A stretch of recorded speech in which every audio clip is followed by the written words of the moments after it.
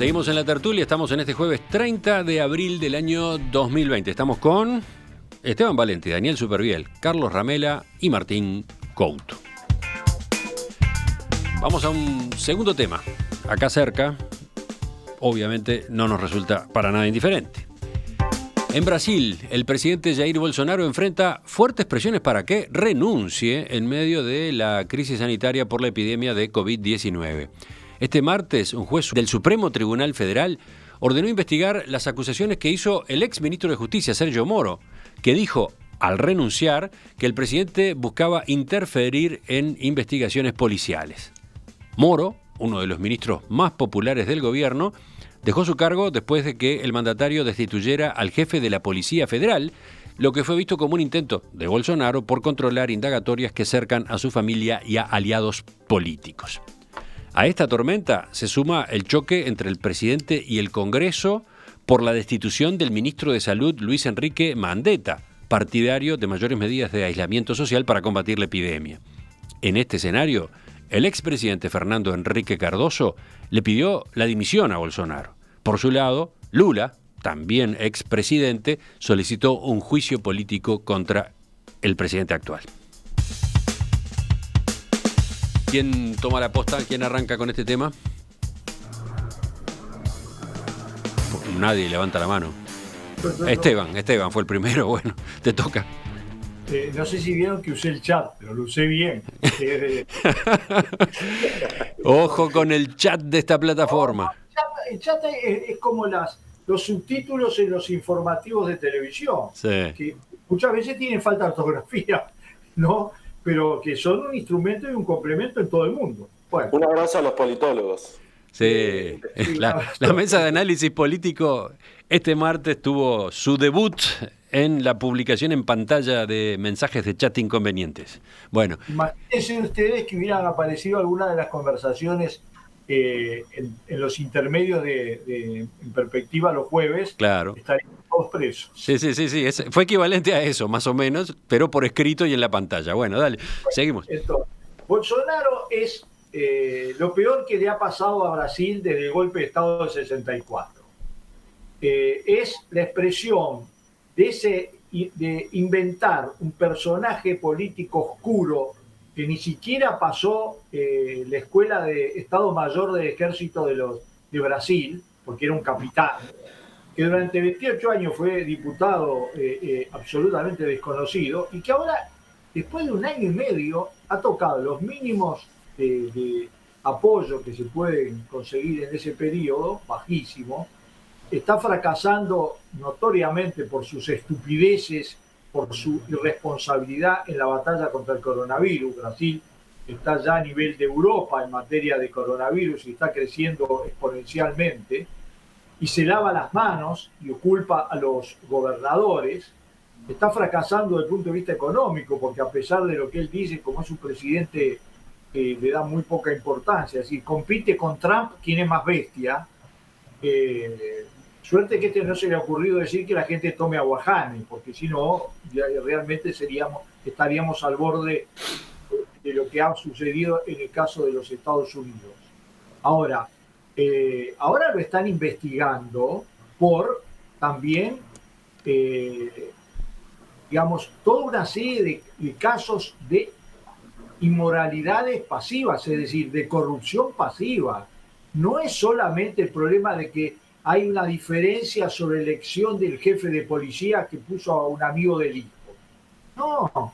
Ahora, como ministro del Interior puso a alguno de los grandes creadores de la candidatura, alguien de una de las iglesias, que debe saber de cuestiones de justicia y de interior, tanto como yo de cibernética aplicada. Pero quiero decir que es una tragedia para el pueblo brasileño. Porque, agrego otro dato del día de ayer. Ayer Bolsonaro sufrió un revés en la justicia que le puso freno y suspendió el nombramiento de Alexandre Ramallem, amigo de la familia presidencial, como nuevo director general de la Policía Federal, ¿no? El nombramiento que había cuestionado Moro. Hoy dijo que cuando apenas pueda lo va a nombrar, pero es así. Alexandre de Moraes, juez del Supremo Tribunal Federal, dio lugar a un pedido que hizo el Partido Democrático Laborista, que había cuestionado que hubiera de por medio una interferencia política, ¿no? Bueno, y Moro, que yo no le tengo mucha simpatía, la verdad, por cierto, porque ese salto de la justicia a la política me resultó absolutamente, repudiable. Ahora saltó de la política por un hecho que me parece muy significativo, que Bolsonaro quería elegir un jefe de policía que estaba dirigiendo una serie de operaciones de investigación contra su familia, contra sus diputados y contra él personalmente para poder controlarlo. Y tiene intercambio de mensajes electrónicos donde está esa discusión.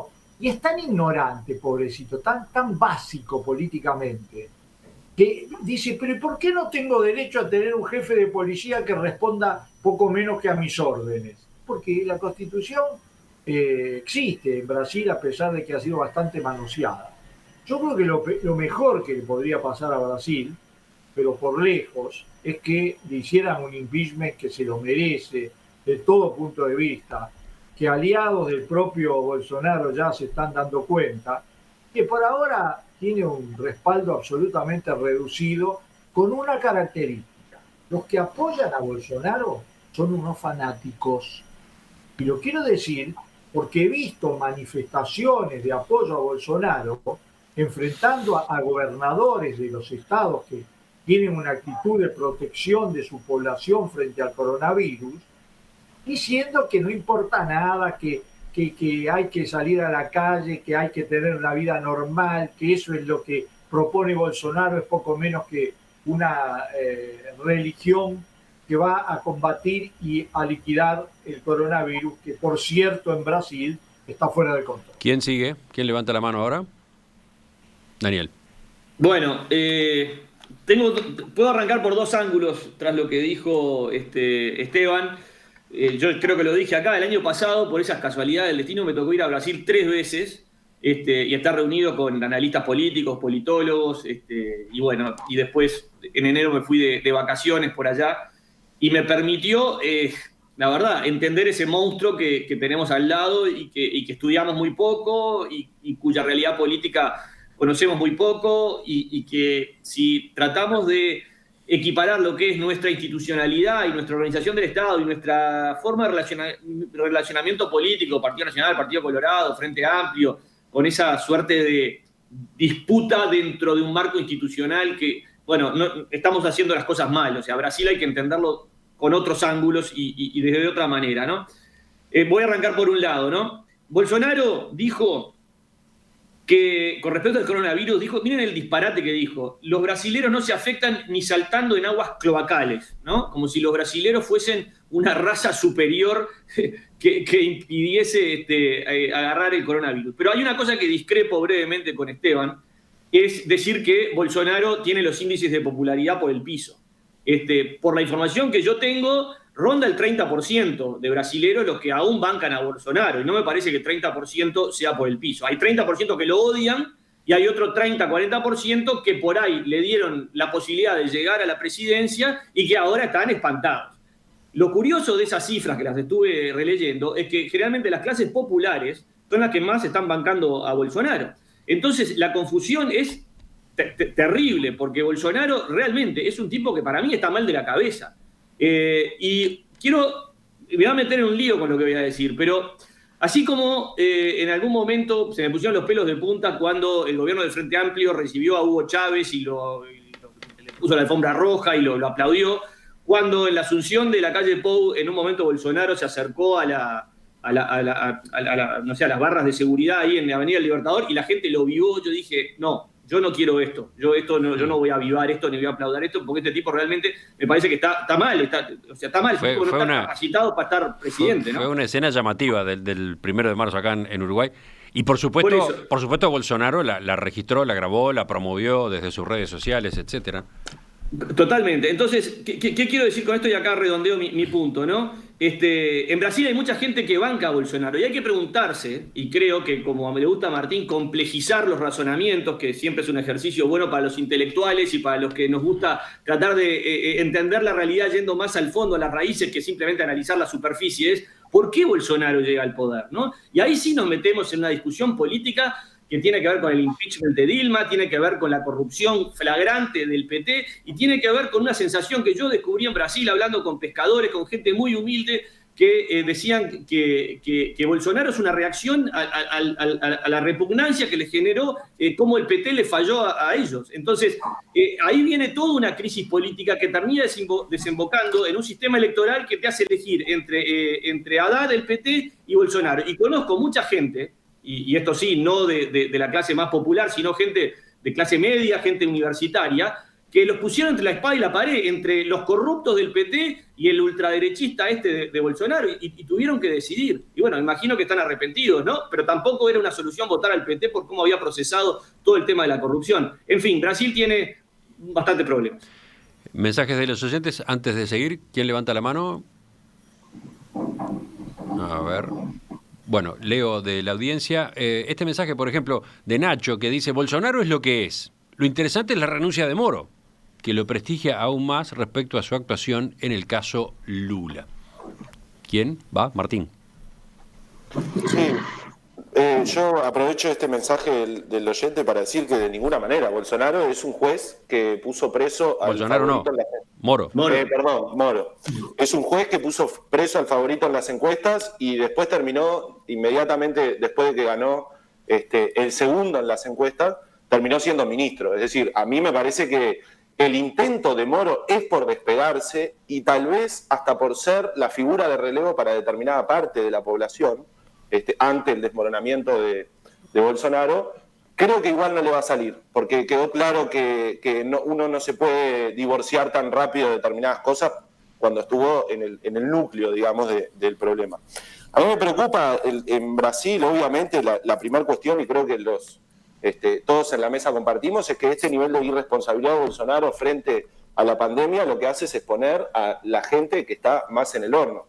En Brasil hay una categoría social que algunos autores han descrito como, ellos le llaman en portugués la ralé, pero es como un conjunto de no ciudadanos, de gente que puede morir y ni siquiera está registrada, el Estado no le importa, puede sufrir abuso policial y básicamente eso es parte del panorama cotidiano de Brasil. Entonces, ese tipo de gente durante la pandemia obviamente que la va a pasar aún peor. Y lo conecto con la mención que hacía Daniel sobre esta idea de la raza superior. El racismo es una cosa que transversaliza a la sociedad brasilera de una forma muy fuerte.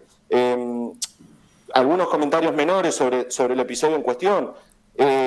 Bolsonaro lo que intentó fue meterse en investigaciones, y estas investigaciones, en realidad anteriores, no solo vinculan a los hijos de Bolsonaro con redes, digamos, de gestión de las redes sociales a partir de tirar información falsa y difundirla, con lo que lograron además un contacto directo con millones de personas, sin necesidad, por ejemplo, de la intermediación de los medios de comunicación, sino que también parte de las acusaciones y de los embrollos en donde se vio mezclado la familia Bolsonaro tienen que ver hasta con el asesinato de Marielle Franco, una política edila, vereadora, dirían en Brasil, de Río de Janeiro. Es decir, la situación es extremadamente dura y esto del coronavirus es lo que le da la dosis de urgencia a tener a Bolsonaro en el poder. Yo en definitiva creo, y con esto cierro, que en esta invitación de Daniel de complejizar, por alguna razón la alternativa al PT, que intentaron construir como el problema de la corrupción en Brasil, y los brasileros se dan cuenta de que el problema, ahora se dan cuenta de que el problema es mucho más complejo, pero también hay un problema para los otros partidos, que ninguno logró ser alternativa, y que entonces la gente, al mirar al centro derecha o a la derecha, encontró en Bolsonaro, un tipo sin partido, un lugar donde votar. Creo que entonces lo que está interpelado es el sistema de partidos de Brasil y también los medios de comunicación, sobre todo los más poderosos. Antes de que intervinieras, o unos segundos antes, venía este mensaje de Jerónimo de Ciudad Vieja, que dice: lo que desapareció en Brasil fue el centrão, o sea, la centro derecha. Eso habría que sumarlo al análisis que se está realizando. Carlos. Bueno, es evidente que las cosas tienen un porqué y surgen por alguna realidad.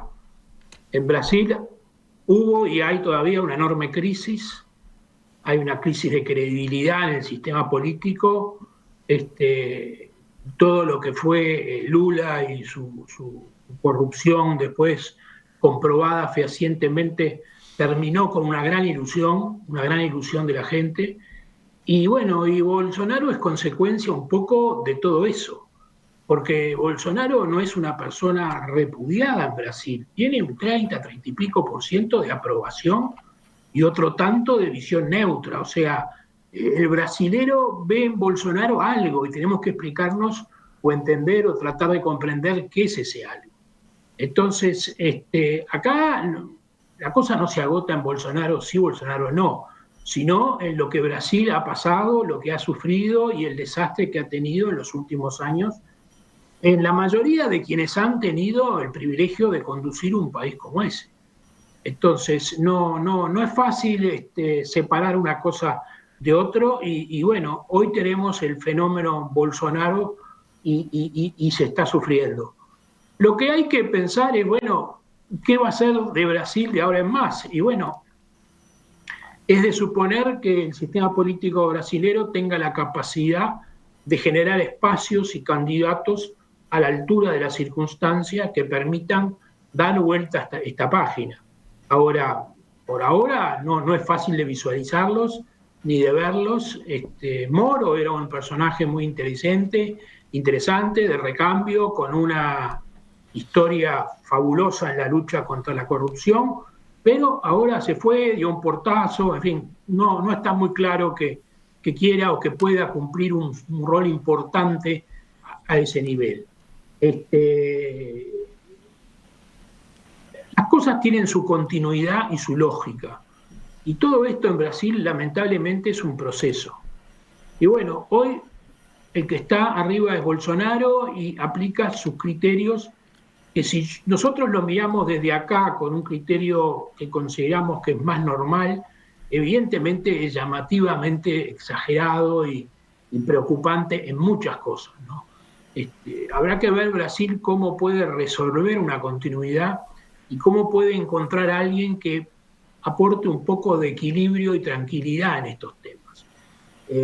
No la veo fácil, me parece que es difícil.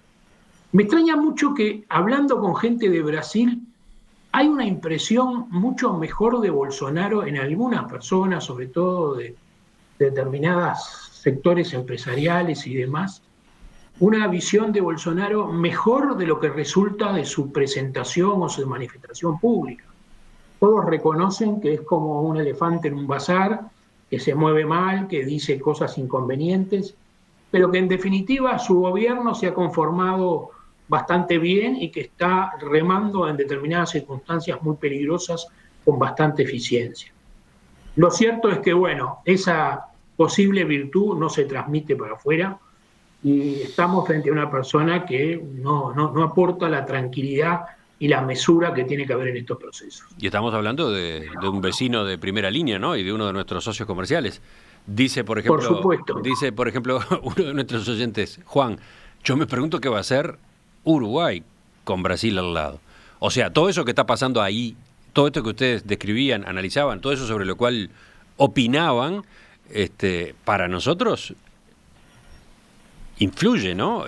No es que esa inestabilidad, que toda esa incertidumbre en Brasil nos resulte algo ajeno. De hecho, Emiliano, leía la reunión del diputado Amarilla del Partido Nacional con Lacalle Pou, preocupado por la situación de la frontera. O sea, la cuestión de cómo enfrenta Brasil al coronavirus tiene un contacto y una repercusión diaria en Uruguay. Bueno, estás hablando de lo sanitario, claramente. Ya pasó. Claramente, pero hablemos de lo económico también, ¿no? ¿Cómo sale Uruguay de esta crisis sanitaria? Bueno, necesita comercio, necesita exportaciones. Brasil es uno de los destinos de esas ventas al exterior. ¿Y cómo está? ¿Qué va a pasar con la economía de Brasil? Con toda esta incertidumbre que se ha generado, con toda esta inestabilidad de las últimas semanas. Ya venía complicado Brasil, ahora se complica más. Tenemos a Argentina, por otro lado, ya sabemos cómo. Entonces, lindo pero además, cóctel.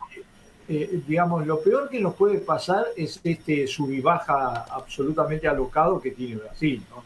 Basta pensar que llegaron 40 trabajadores y ya llegaron infectados algunos con el coronavirus para una construcción en el departamento de 33. Ahora, el tema es que si queremos complejizar, también hablemos de una cosa. Cada vez que uno habla de Bolsonaro, Bolsonaro no puede ser, parezca que uno está defendiendo la enorme crisis de los partidos históricos de Brasil, en particular del PT. Yo no lo estoy defendiendo. Es decir, así como cuando hablo contra Bolsonaro, no estoy defendiendo a Moro.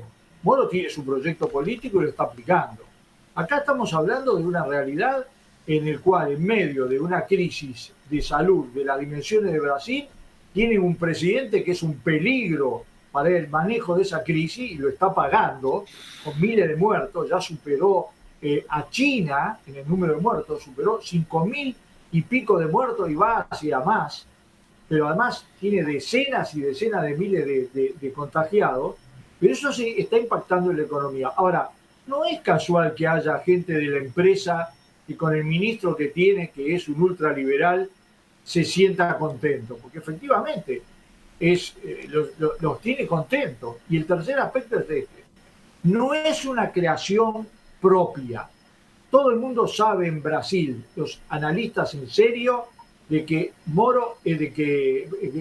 Jair Bolsonaro, capitán del ejército, es una creación de los altos mandos del ejército, no de las Fuerzas Armadas, sino del ejército brasilero, que además le pusieron el vicepresidente, de la parte más reaccionaria de la Iglesia Católica, que 2 años antes ya estaba hablando, por ejemplo, en algunas misas en Porto Alegre de este mismo tema y de esta misma perspectiva, y naturalmente de las iglesias evangélicas que le dieron plata y militancia para llegar a ser presidente, en una situación que hay que analizarla. Nosotros no queremos un país, ni podríamos tener un país como nos gusta, ni en Brasil ni en Malta, pero tenemos derecho a mirar la tragedia de ese país, que anda arriba y abajo, pero más abajo del 30%, cuando tuvo 50 y pico por ciento de los votos, ¿no? Es decir, entendámonos bien, ha caído 25% de popularidad, y yo creo que no habla bien de la sociedad brasilera de que haya todavía ese nivel de apoyo, porque además es un apoyo bastante fanático. Vamos cerrando. No es Vamos cerrando este tema. Gente manifestando con las peores causas. Ya venimos con la última parte de la tertulia, ya venimos con los tweets de los 4 integrantes de la mesa.